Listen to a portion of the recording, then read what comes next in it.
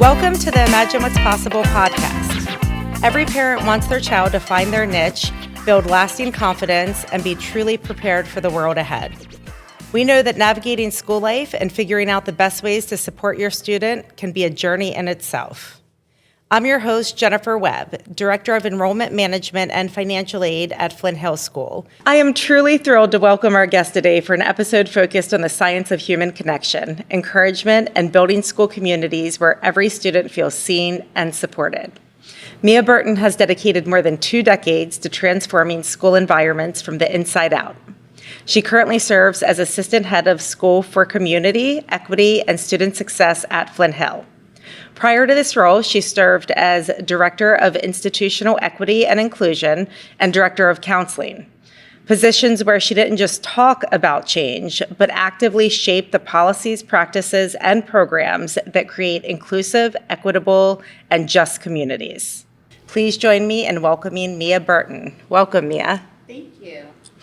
Mia, we've quoted you saying that every child thrives when they have someone in their corner, someone who sees them, cheers for them, and helps them try again and again when things get hard.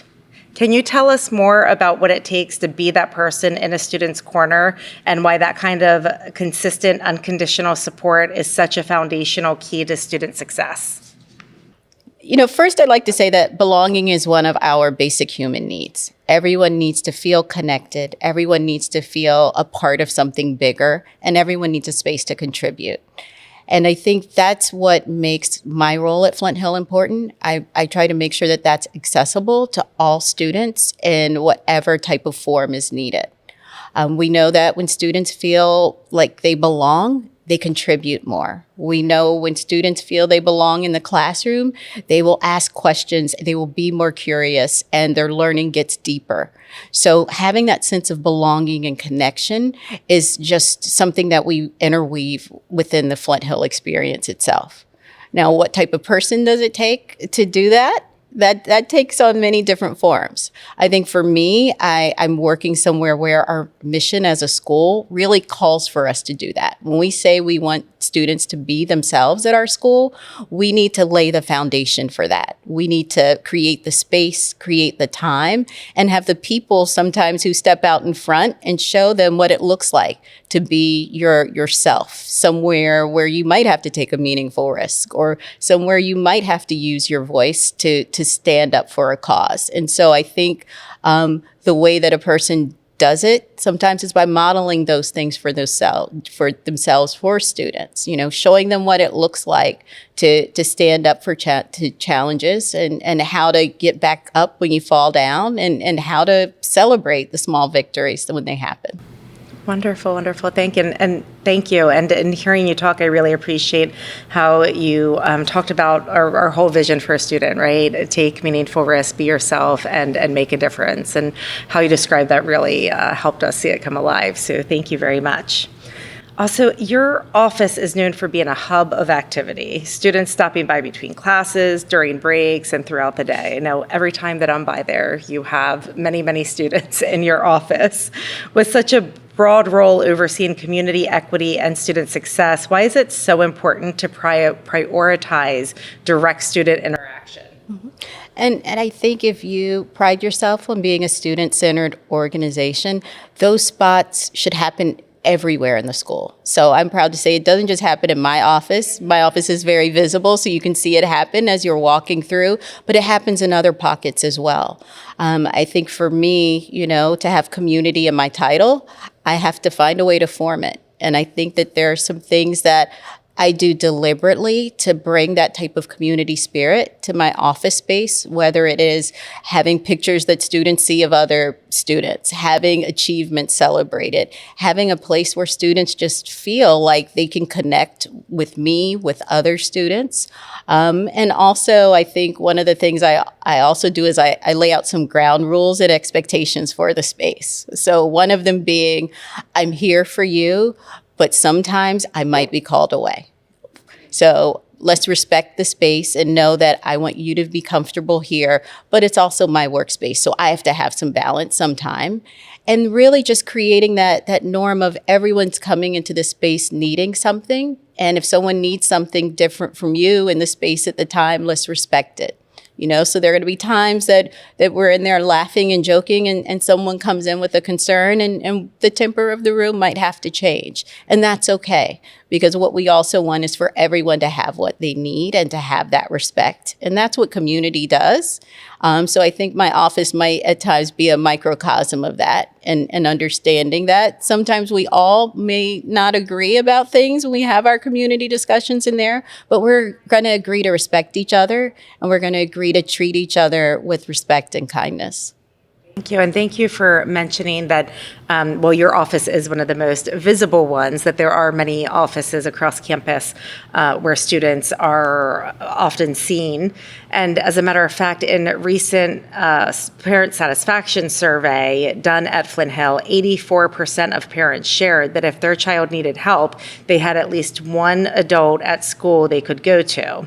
That level of trust is one of the strongest predictors of school success. Why is it so important for every child, even the confident ones, to have at least one trusted adult who truly knows them and roots for them? Right, and I think that support is necessary. And I'm glad to hear that those are the type of questions we're asking of our parents. And we know we still have to reach that 16% or so that hasn't identified someone too. Because I think, as we've talked about school and our academic program and a lot of things that we do with our co-curriculars, a lot of them require students to take that meaningful risk, to step out of their comfort zone, to stretch themselves academically to learn. And you need support to do that. When you feel supported, you feel like you can do more. It doesn't seem like a huge obstacle. It can put things in perspective to have that caring adult say to you, hey, go for it. Or, hey, have you considered this before you stepped out? But it really prepares students to accept those challenges, to look back meaningfully at their work and be able to say, you know what, I could have done better.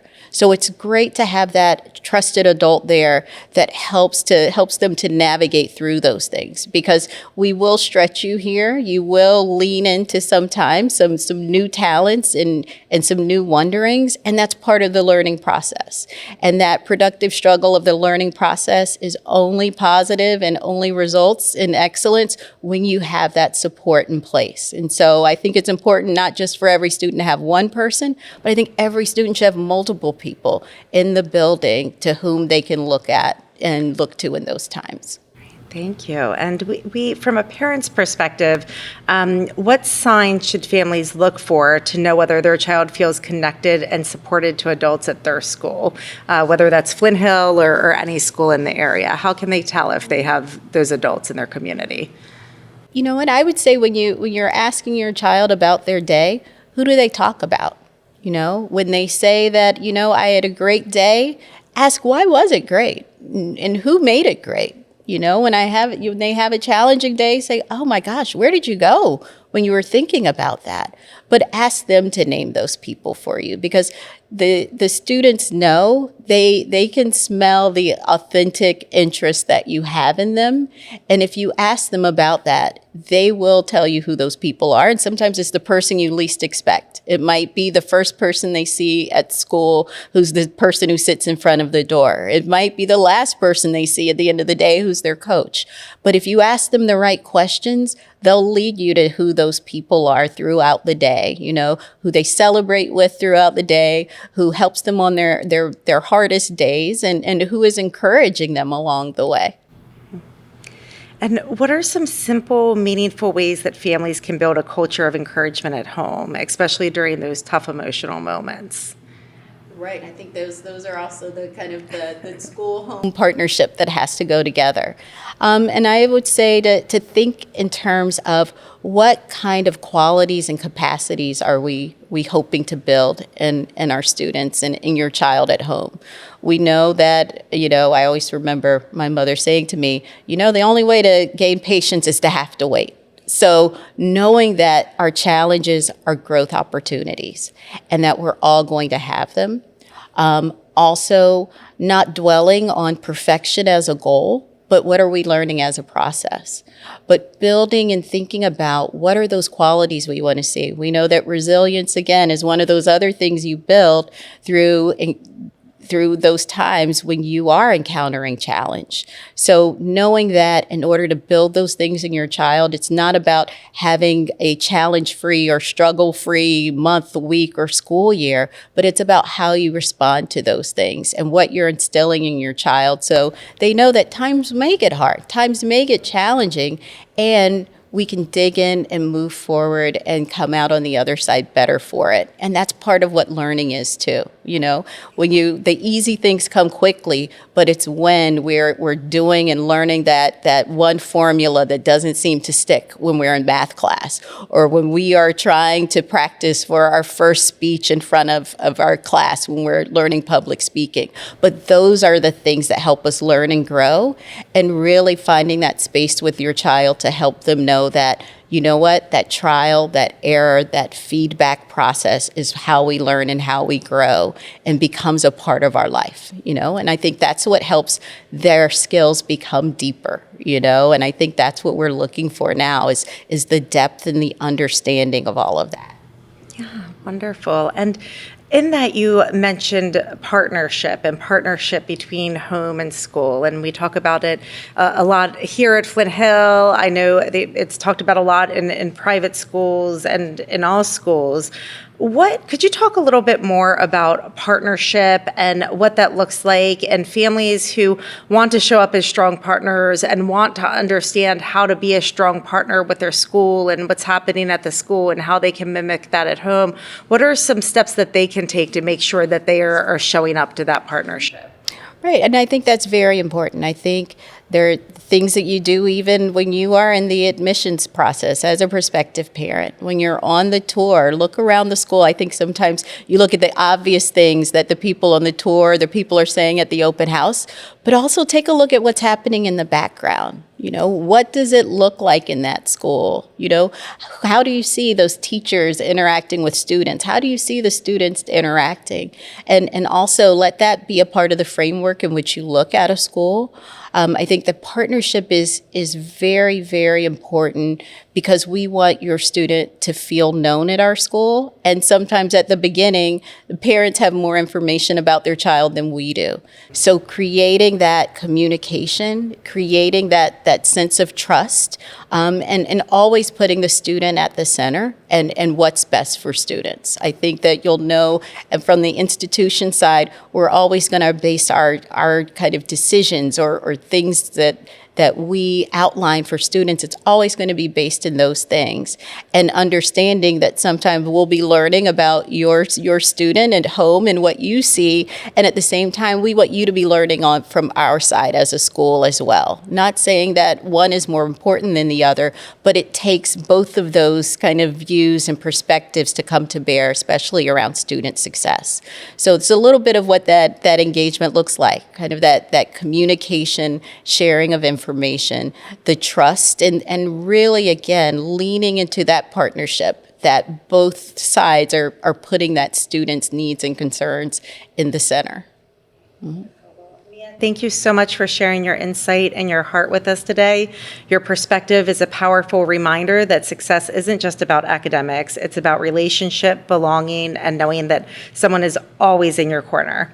To our listeners, thank you for joining us for this episode of Imagine What's Possible. We hope today's conversation gave you new ways to think about how engagement and connection shape student growth and how small, consistent acts of support can make a lasting difference.